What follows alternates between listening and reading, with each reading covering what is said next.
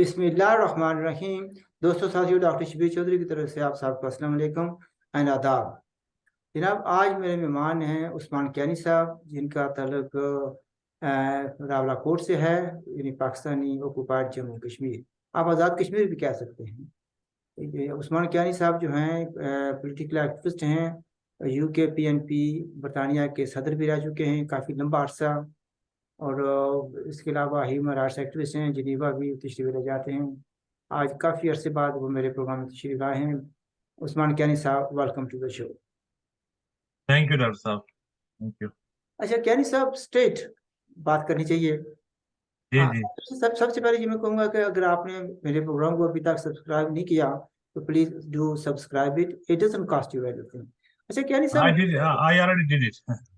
अच्छा कियानी साहब, मुझे ये बताएं, आपके यानी यानी क्या कहते हैं कि आज़ाद कश्मीर, इंडिपेंडेंट जम्मू कश्मीर, जिसकी बड़ी बातें होती हैं, उसके जो वजीर आजम साहब हैं या थे, सरदार इलियास, सॉरी तनवीर इलियास तनवीर साहब, इलियास। तनवीर इलियास साहब, जी। उनको अदालत ने फारिग कर दिया। तो जहाँ तक मैं जानता हूँ, ये पहले वजीर आजम है जिनको इस तरीके से जाना पड़ा। अदालत ने उनको तौहीन अदालत पर फारिग कर दिया। तो आपका इसमें क्या रद्द है? देखें डॉक्टर साहब, बात यह है कि जब मैं आज दिन को शाम को काम पे जा रहा था तो रास्ते में किसी दोस्त ने फोन किया और उन्होंने बताया, फिर मेरी आप मेरे आपसे भी बात हुई तो ये न्यूज़ का पता चला। तो मुझे तो समझ नहीं आई कि ये हुआ क्या। तो फिर जाके मैंने न्यूज़ वगैरह देखी तो थोड़ा सा मैंने चेक किया कि आखिर ये वजह क्या बनी। लेकिन मैं तो हैरान हूँ कि मुझे तो समझ नहीं आई कि आज़ाद कश्मीर के जो सो कॉल्ड आज़ाद कश्मीर है वहाँ पे तो आपको पता ही है कि 47 से लेके आज तक जो हमारे लोगों के साथ हो रहा है, सियासी समाजी और हमारे जो बुनियादी हकूक हैं, वो तो वैसे भी गसब है। लेकिन ये जो हुआ है, ये जो 70-75 साल की जो तारीख है इस बदनसीब खित्ते की, उसमें मैं तो ये समझ रहा हूँ कि देखें, पाकिस्तान के जेर इंतजाम ये जो सो कॉल्ड आज़ाद कश्मीर का खित्ता है, मुझे ये लगता है कि शायद इन जज साहिबान को किसी ने ये कहा है कि पाकिस्तान की जुडिशरी के तो बड़े बड़े मार्के हैं 47 से लेके। उन्होंने तो मौलवी तमीजुद्दीन केस से लेके तो आज तक, कल बल्कि कल परसों तक जो आज तक जो पाकिस्तान की जुडिशरी ने जो बड़े बड़े फैसले किए हैं, चाहे उसमें जुल्फकार अली भुट्टो का जुडिशल मर्डर हो, मौलवी तमीजुद्दीन केस हो, और उसके अलावा मतलब नवाज शरीफ को पानामा केस में डिस्क्वालीफाई हो, यूसुफ रजा गिलानी गिलानी की डिस्क्वालिफिकेशन हो, तो शायद आजाद कश्मीर के जजों को भी किसी ने बताया कि भाई आप तो कोई ऐसा काम ही नहीं करते। वो आपकी जुडिशरी जो है तो सुबह शाम सोशल मीडिया पे डिबेट बनी हुई है। हर नेशनल टेलीविजन के ऊपर जो वो जुडिशरी वाले तो वो तो किंग बने फिरते हैं। तो आपका तो कहीं नाम ही नहीं है कि आजाद कश्मीर में भी कोई हाई कोर्ट है, कोई सुप्रीम कोर्ट है, यहाँ भी कोई जजेस हैं। तो उन्होंने ये मेरा ख्याल है इस तनाजुर में कि भाई पाकिस्तान की जुडिशरी की तरह हम भी कोई अपने अच्छे नाम जो है तो अपनी तारीख में लिखवाएं। तो आगे ये तो ऐसा मैं आप तो ये समझता कहते हूँ हैं कि कि आप ये कहते हैं कि उन्होंने अपना नाम तारीख में लिखवा लिया कि लिखवा हमारे लिया जी। प्यार है। जी जी जी बिल्कुल। अच्छा मतलब नहीं। मतलब आप देखें डॉक्टर साहब कितना भोला मजाक है ये मतलब यह है कि देखें, तनवीर इलियास से आप हमारा आपको पता ही है कि हम नजरियाती तौर पे पीटीआई या जिस तरीके से वो आजाद कश्मीर की सियासत में आए उससे आप इख्तलाफ कर सकते हैं। हर बंदे का सियासत करने का हक है, वो पैराशूट के लिए आए या जैसे भी आए, जैसे लोग बातें करते हैं।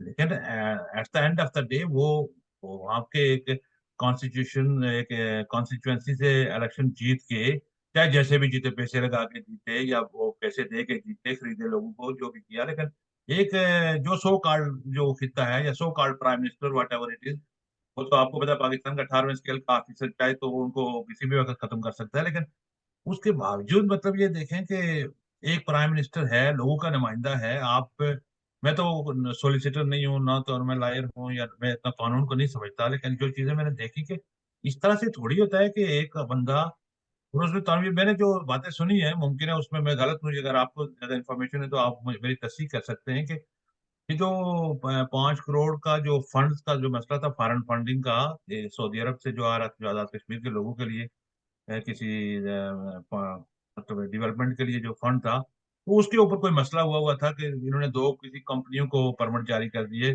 और उसके में से एक कंपनी ने जाके तो केस किया कोर्ट में, तो दूसरी कंपनी ने केस कर दिया, तो उसके ऊपर स्टे ऑर्डर हो गया। अब तनवीर इलियास ने तो उसके ऊपर यही कहा कि भाई ये जो पैसे जो हैं तो ये कश्मीर, आजाद कश्मीर जो भी लोगों के लिए हैं, ये फंडिंग का मसला है, तो ये पैसे आए हुए हैं तो आपने इसको लंबा अरसा स्टे ऑर्डर करके ये फंड जाया हो जाएंगे, तो आप इसके ऊपर कोई फैसला करें। उसके ऊपर उन्होंने कहा कि ये तो इन्हें अदालत हो गई है और इसने इस तरह की बातें की हैं, और उसको बुला के ना कोई प्रोसीडिंग हुई, ना कोई उसको नोटिफाई किया गया, ना उसके ऊपर कोई बात हुई, फानन फानन उसको फारिग कर दिया गया। आप उससे इख्तिलाफ कर सकते हैं, मतलब उन पार्टियों से, हमारा तो जो आप कह रहे हैं तमीर साहब, उसमें यह है ना कि सॉरी, आप तमीर साहब के बारे में जो कह रहे हैं कैनी साहब, उसमें एक बात ये भी आती है, आप ठीक कह रहे हैं कि जो सऊदीया के पैसे हैं उसका भी एक मसला है, कोर्ट स्टे ऑर्डर कर देती हैं और उसका कोई मसले को हल नहीं करने दे रही। इसके साथ जो तंबाकू की फैक्ट्रीज हैं उसका भी मसला है। ये सरदार साहब जो हैं, तनवीर इलियास साहब, उनके सिलसिले में कोई इकदाम लेना चाहते थे, इन्हें अब जिस तरह कहा जा रहा है कि लोगों के हक में है, तो वहां पर भी उन्होंने स्टे ऑर्डर दे दिया। ठीक है। तो ये दो वजूहत ये होगी, लेकिन एक पहलू ये भी है, लोग कहते हैं कि तनवीर साहब के जहन में आया भाई देखें भी मेरा जो लीडर है, मेरा कायद जो है, उसने तो ऐसी की तैसी कर दी है अपने पाकिस्तानी अदलिया की। वो जजों को भी लताड़ता है, इलेक्शन कमीशन को भी, जर्नैलों को भी, तो सब कुछ चैलेंज करता है। तो मैं भी जियाला हूँ, तो अपने लीडर के पेश उसको कोई कुछ नहीं कहता। फिर यह है कि मैं पीटीआई का, मैं यहाँ का वज़ीर आज़म भी हूँ और पीटीआई का जियाला भी हूँ। और इस तरह से उन्होंने कहा भी देखो मैं भी वाटर टेस्ट करता हूँ, तो शायद उसने ये वाटर टेस्ट किया और उसको महंगा पड़ गया। इस बात में कोई वजन है? इस बात में वजन हो सकता है, लेकिन उसमें मैं तो इस चीज को इस तरह देख रहा हूँ कि देखिए, इमरान खान ने तो अदलिया की वो तो रोज रोजाना तो अदलिया की तौहीन भी करता है, वो जनरलों की तौहीन भी करता है, वो पॉलिटिशियन की तौहीन भी करता है, वो तो किसी को बख्शता नहीं है। उसके उसके उसके हिसाब में तो सारे के सारे ही बराबर है, वो किसी को छोड़ता ही नहीं है, जो सच्ची बात है। उसकी जो लहजा है, लैंग्वेज है, या जिस तरह की उसकी तरबियत है, या जिस तरह से उसने अपने यूथियों को तैयार किया हुआ है, तो वो सारे के सारे ही ऐसे, पूरी पार्टी ऐसी है।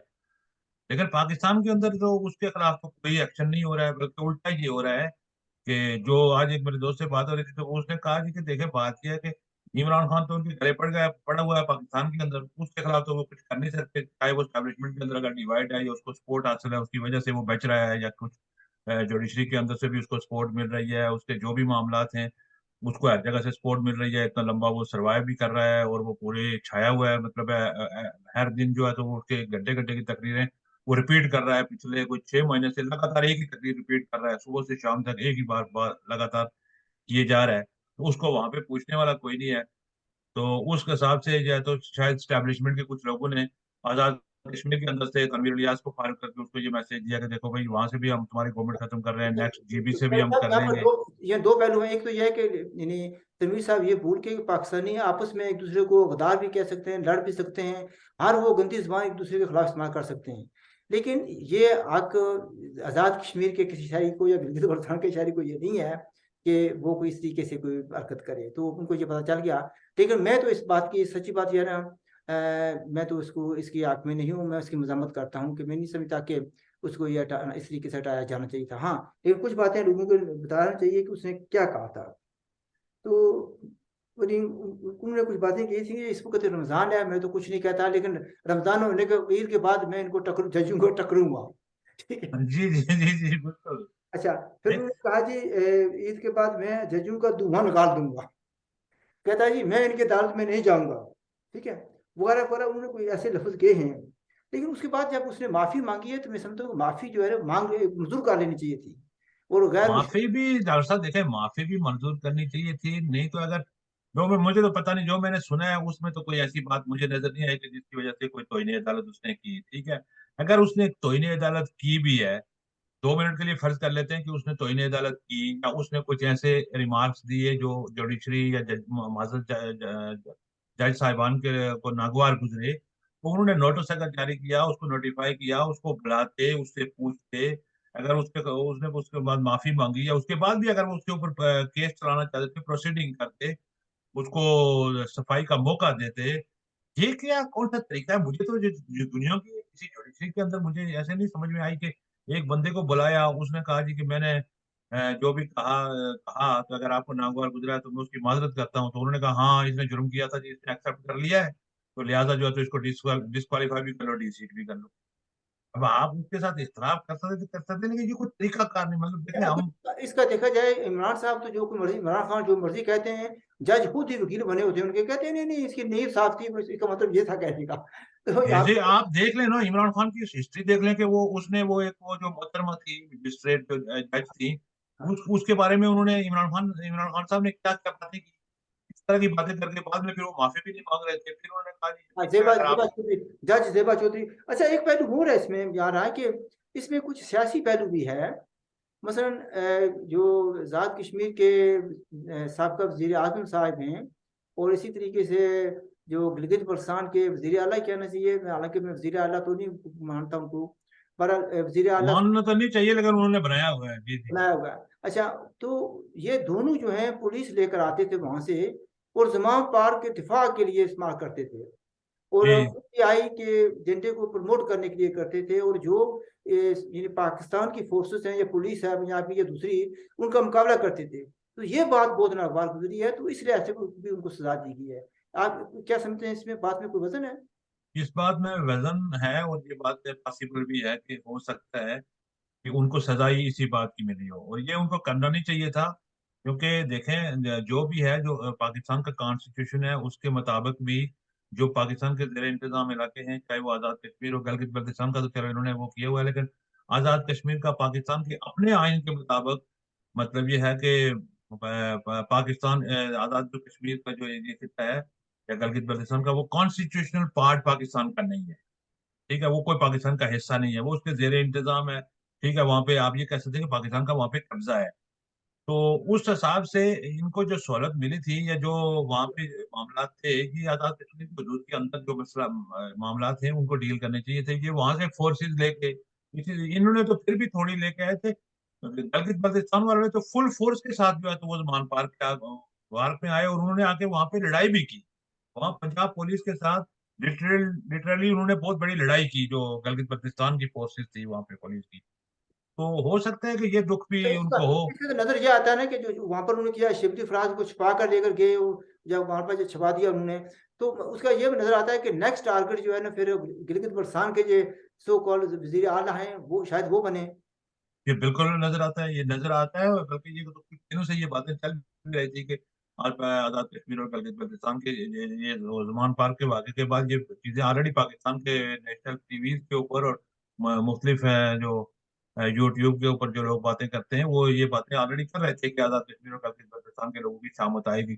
वो तो हमें हमें तो उसमें इतना मसला इसलिए नहीं था कि हमें तो पता है ना कि आजाद कश्मीर और गिलगित बल्तिस्तान के लोगों की हैसियत क्या है, या उनके पास पावर कितनी है, या वो कितने के बाइख्तियार हैं। आपको तो ये पता है ना कि पाकिस्तान का एक 16-17 स्केल का ऑफिसर पिंडी में बैठा हुआ, चीफ सेक्रेटरी तो थोड़ा बड़ा हो जाता है, उससे नीचे भी चले जाएं आप, 16-17 स्केल का, 18 स्केल का ऑफिसर को अगर उसको कोई कह दे जी कि आपने आजाद कश्मीर के वज़ीर आज़म को फारिग करना है, या गिलगित बल्तिस्तान के वज़ीर आज़म को फारिग करना है अगले 2 दिन में, तो वो 2 दिन भी नहीं, वो बल्कि विद इन आवर्स, कुछ चंद चंद घंटों के अंदर वो फारिग कर लेते हैं वहां पे। वो अच्छा, तो उनके लिए कोई मसला नहीं है। यानी देखिए ना, एक एक बात और भी आई है कि सरदार तनवीर साहब ने एक ट्वीट भी की है, जिसमें उन्होंने जिस तरीके से यानी गंडापुर साहब जो है वजीर, मतलब इमरान खान के ये थे साहब, तो उनको जिस तरीके से अदालत में पेश किया गया, और उस पर तनवीर लियाज साहब को बड़ा एतराज़ था। उन्होंने अपने ट्वीट में ये कहा कि ऐसे नज़र आता है कि जिस तरीके से इनको पेश किया गया, जैसे कि ये बहुत बड़ा कोई डाकू है या मफरूर आदमी है, और इससे साबित हुआ कि पाकिस्तान जो है अफगानिस्तान से भी नीचे चला गया है। तो इसके जवाब में सुना कि आज अहमद मीर साहब ने भी कुछ फरमाया कि आपको पता चल गया होगा तनवीर इलियास साहब को कि पाकिस्तान जो है अफगानिस्तान से नीचे नहीं गया। तो आप किस तनातर में देखते हैं कि ये बातें जो है?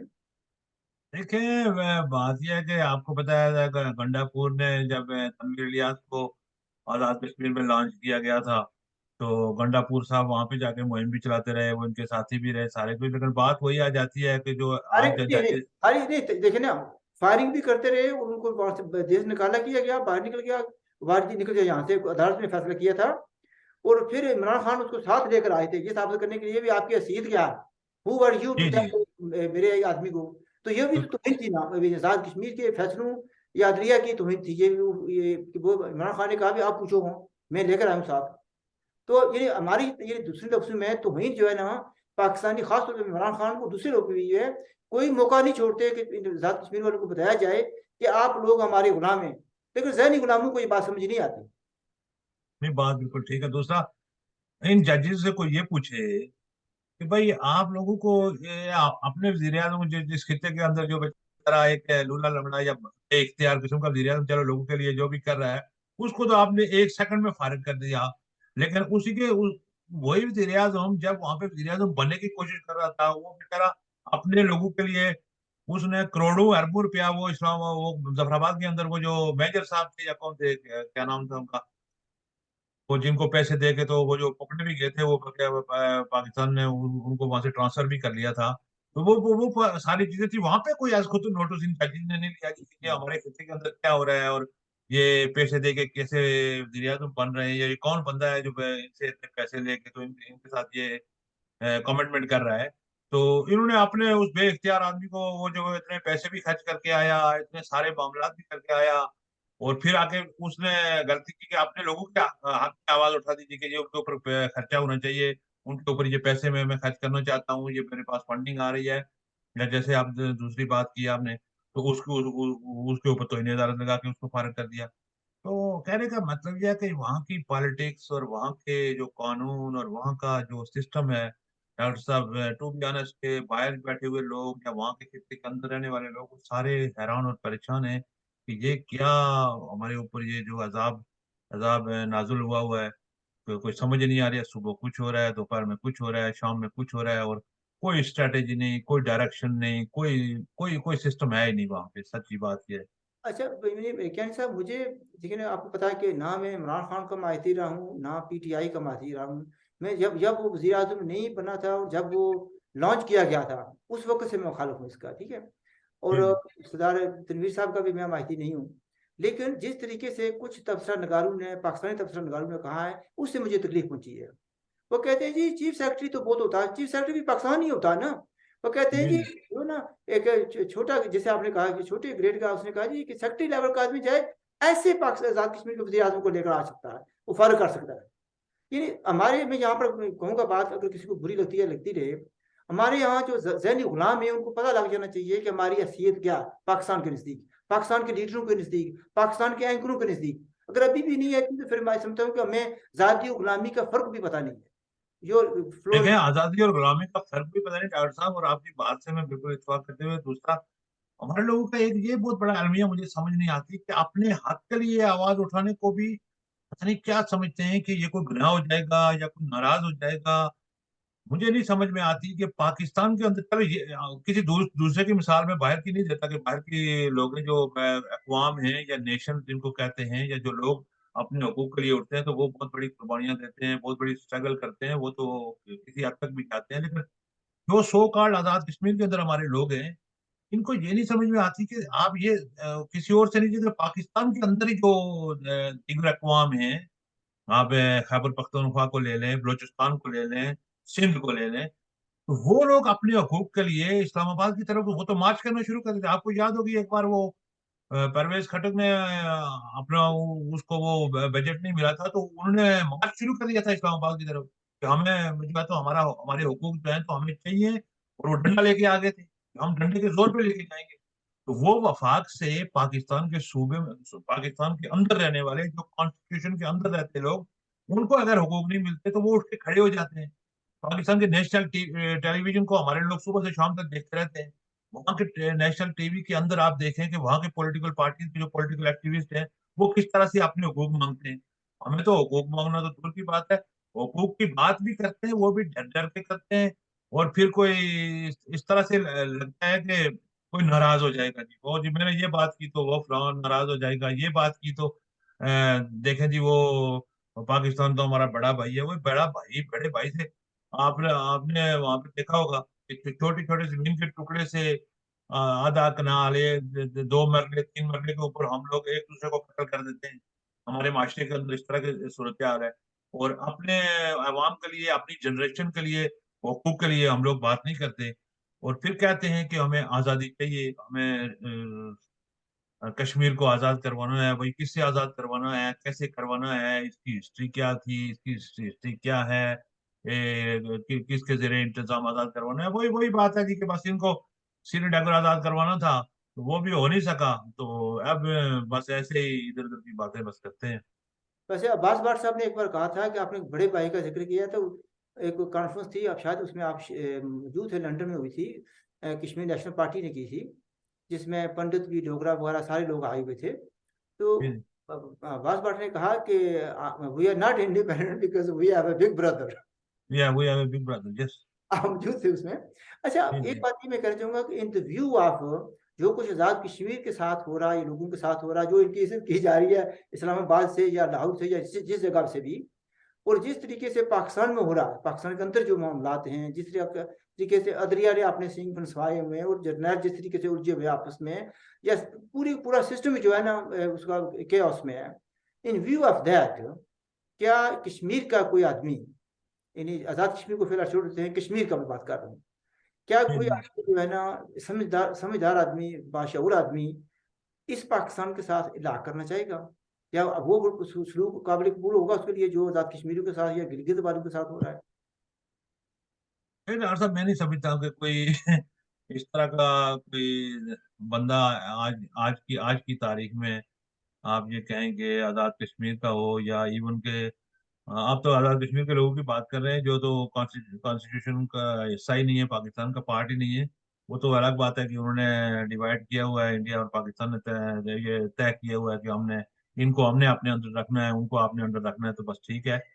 लेकिन पाकिस्तान के अंदर जो लोग हैं, मैं आपको बताऊं कि पाकिस्तान के अंदर की जो मैं बात कर रहा हूँ कि पाकिस्तान के अंदर, इसके बाद तो खैबर पख्तूनख्वा के अंदर और बलूचिस्तान के अंदर आपको जो अगर सूरत हाल जो मीडिया में तो नहीं आती, लेकिन अगर आपको पता हो कि वो लोग अब ये सोचना, तो पहले तो सोच रहे थे या पहले कुछ आवाजें उठ रही थी, वो लोग इस हद तक चले गए हैं कि हमें अब पाकिस्तान के साथ रहना ही नहीं है। वो तो इस हद तक बातें कर रहे हैं, और इस हद तक वहां पे हालात सूरत हाल खराब भी है जो लोगों को नजर नहीं आ रही है। और दूसरी तरफ पाकिस्तान के अंदर ये जो तमाशा लगा हुआ है सुबह शाम, मतलब ये है कि एक क्या कहा जाए कि वहां पे क्या सूरत हाल है, क्या सियासी जो मतलब ये है कि भूचाल आया हुआ है इतने अरसे से, डिस्टेबलाइजेशन, पॉलिटिकल डिस्टेबलाइजेशन, फिर उसके अलावा कोई इकोनॉमिक्स की जो सूरत हाल है पाकिस्तान की, वो तो बहुत ही ज्यादा गंभीर हो गई है। और फिर जो खित्ते की सूरत हाल जिस तरह जितनी तेजी से चेंज हो रही है, ये पाकिस्तान के लिए ज्यादा और डेंजरस होती जा रही है। क्योंकि पाकिस्तान आप देखें कि सऊदी अरबिया और ईरान का जो अभी जो दोबारा तलकात बहाल हो गए और उन्होंने अपने सारसाने खोले, और वो उनका जो मामला आगे बढ़ रहा है, तो ये सूरत हाल भी पाकिस्तान के लिए सच्ची बात है कि ये बड़ी खतरनाक उन्हें जा रही है। फिर चाइना उसके अंदर रोल प्ले कर रहा है। ऐसे और कह रहे साहब, आप जो ठीक कह रहे हैं, मैं एग्री करता हूँ। लेकिन इसमें सवाल ये था कि क्या कश्मीर के लोगों के लिए पाकिस्तान में कोई अट्रैक्शन रह गई है? वही बात मैं कह रहा था ना कि कश्मीर को तो छोड़े, पाकिस्तान के अपने लोगों को पाकिस्तान के अंदर अट्रैक्शन नहीं है, तो कश्मीर के लोगों को किधर से अट्रैक्शन आएगी। मतलब ये है कि कश्मीर, बलूचिस्तान वाले अपने हकूक मांग रहे हैं, उनको नहीं मिल रहे। खैबर पख्तूनख्वा वाले अपने मांग रहे हैं, बलूचिस्तान वाले अपने मांग रहे हैं, सिंध वाले अपने मांग रहे हैं।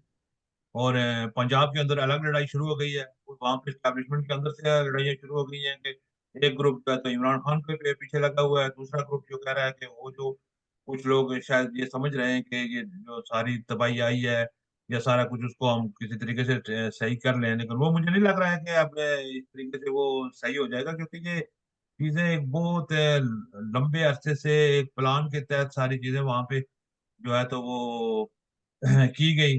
तो अब उन चीजों को अनडू करना और उन चीजों को दोबारा रास्ते पे लाना, it's very very difficult difficult task.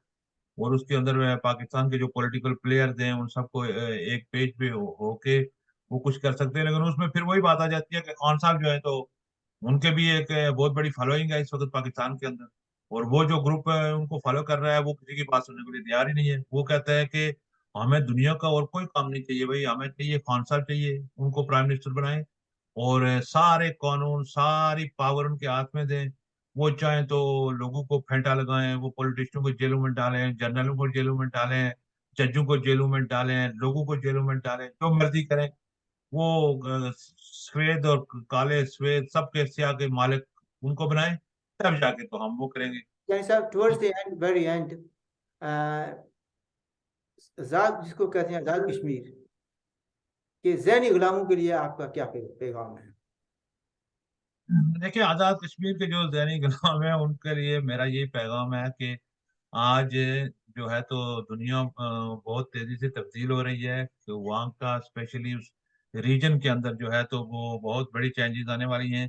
तो इस तमाम हालात को मद्देनज़र रखते हुए और हिंदुस्तान और पाकिस्तान का जो फ्यूचर का प्लान है उसको मद्देनज़र रखते हुए, अगर आपको अपनी जनरेशन की फ़िक्र है, अपनी नस्लों की अगर फ़िक्र है और अपने लोगों के लिए कुछ करना चाहते हैं, तो आप तमाम लोग एक पेज पे इकट्ठे हो गए, अपने पॉलिटिकल डिफरेंसेस को छोड़ के और ये बड़े भाई और छोटे भाइयों की बातों को छोड़ के और ये सिर्फ़ इस बात पे कि वो भी मुसलमान हैं, हम भी मुसलमान हैं, तो हम उनसे कोई बात नहीं करते हैं, चाहे वो हमें जूते मारते रहें या हमें कौन पकड़वाते रहें, ऐसी बात नहीं है। तो इस पे आप अपने हुकूक के लिए, अपने बुनियादी सियासी और समाजी हुकूक के लिए आवाज़ उठाएँ और उसमें आपका इत्तेफ़ाक से अगर कोई बात करेंगे तो शायद आपका कुछ न कुछ आपके हिस्से में आए, वरना मुझे तो कुछ फ्यूचर अच्छा फ्यूचर नज़र नहीं आता है।